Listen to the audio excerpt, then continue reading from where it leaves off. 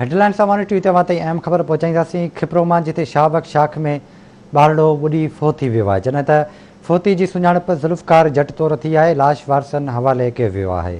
ख़बर अवां ताईं पहुचायूं पिया। खिप्रो मां जिते शाहबग शाख में ॿारड़ो ॿुॾी फोती वियो आहे, जॾहिं त फोती ॿारड़े जी सुञाणप ज़ुल्फ़कार जट तौरु थी आहे। ॿारड़े जो लाश वारसनि हवाले कयो वियो आहे।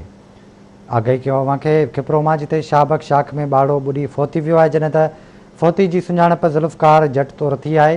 लाश वारसनि हवाले कयो वियो आहे।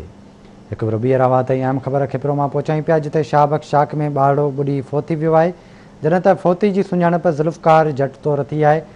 ॿारड़े जो लाश वारसनि हवाले कयो वियो आहे। तफ़सील मालूम कंदासीं खिप्रो मां असद शाह खां। जी असद, वधीक छा तफ़सील आहिनि? जी बिल्कुल, ये खिप्रो शाहबग शाख है जिते 4 साल जो ॿारड़ो जेको आहे उहो तेज़ तिरकण सबबि ॿुॾी फोत थी वियो आहे। ॿारड़े जी सुञाणप जेका आहे उहा ज़ुल्फ़कार वलद गुलशन जट नाले सां थी आहे, जेको खिप्रो जे जट कॉलोनी जो रहवासी आहे।